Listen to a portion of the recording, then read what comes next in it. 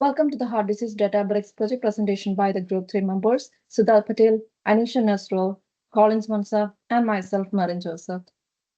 Heart disease remains one of the leading causes of mortality worldwide, making early detection is critical for saving the lives. So this project uses SQL queries and machine learning models on the UCI heart disease dataset to predict the disease presence and the severity. We worked with a data set which has 920 patient records and 16 clinical indicators. Our objectives are predicting the heart disease presence and the severity level, evaluating the performance using AUC and accuracy, identify the most influential predictors on the heart disease. This is the data flow, and these are the major components used for the analysis. For data cleaning, the heart disease dataset is loaded into the PySpark data frame initially, and then imported the essential libraries which are required for the prediction, and then drop the columns that are not required for the prediction, then replace the zero values in the resting blood pressure and cholesterol column with missing, as zero is not a physiologically valid value. Then after calculating the number of missing values and finding the percentage of missing values, handle the missing values which by dropping the columns which has more than 50% of missing value. And for the remaining missing values were imputed by the numerical values replaced with the median and the categorical values by mode, and encoded the categorical variables using string indexer, and finally normalized the numerical features using the standard scaler. So this is the final clean data set that we used for the predictions and for the analysis. Data visualization. Plotted the histogram for the important numerical features used for checking if the features are normally distributed and for detecting the skewness. And the plot shows that most of the features are well normalized except for the all peak, which is right skew. And this correlation heat map, which shows the strongest pull and the positive negative correlations. And no features are highly collinear, which is good for modeling. And for feature engineering, created a binary target and age group categories for better classifications and for analysis. SQL queries. The first one is the heart disease summary by age group. So here we can see that heart disease risk is increasing with age group, peaking at 73.12 percentile in the 60 plus group. And older age groups are also showing higher average cholesterol and resting blood pressure. So reinforcing that age is a key risk factor.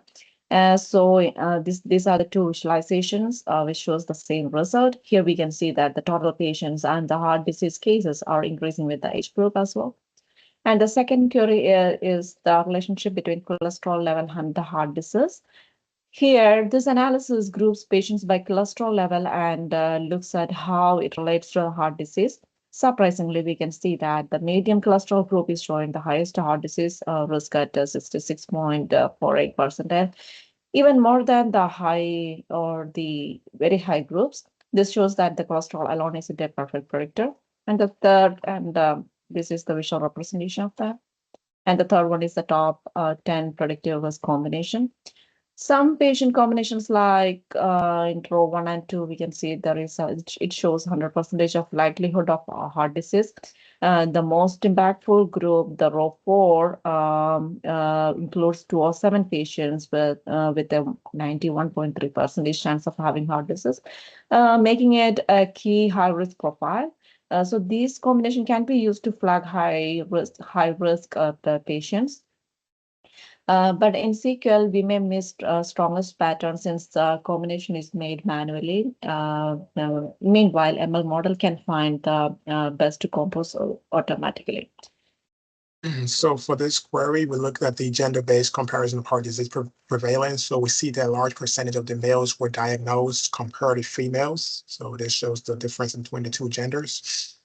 And for the second query here, we look at the heart disease rate by chest pain type. So obviously we see the 4 chest pain types, and we see that the asymptomatic chest pain type had the highest heart rate disease compared to the rest. And we see here is roughly almost 80%.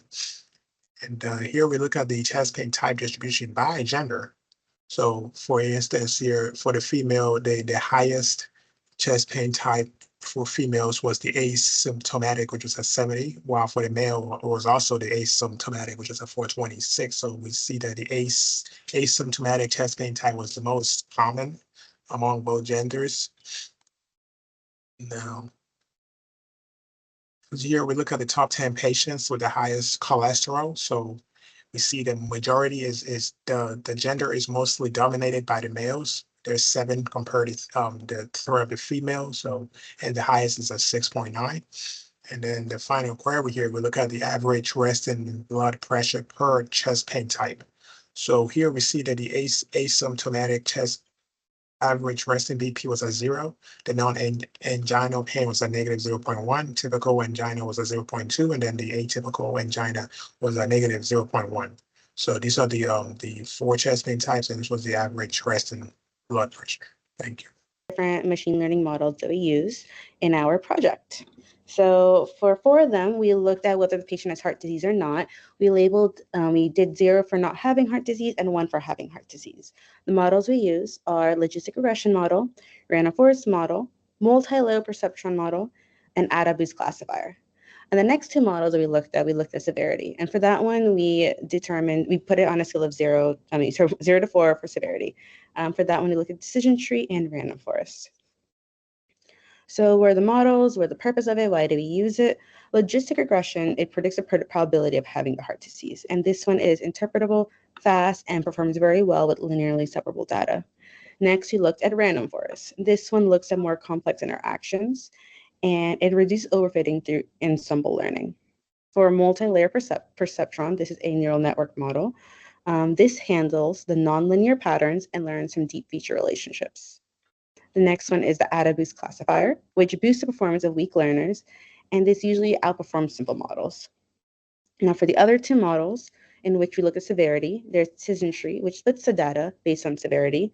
It's easy to interpret and visualize. And the next one is the random forest, which uses an ensemble of trees to predict severity of class.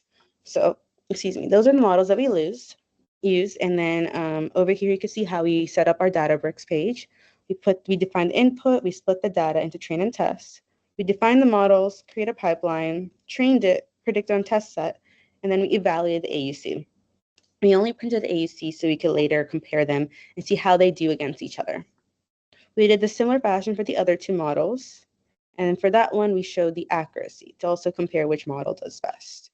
Over here, you can see we created a bar chart to see which model does that best, and so it'll be going over that afterwards. We also created this one over here. This code extracts feature importance scores from the trained random forest model, matches them to corresponding feature names, and visualizes the horizontal bar chart. This highlights which inputs had the most influence on a model's heart disease prediction. Thank you very much. We trained the models.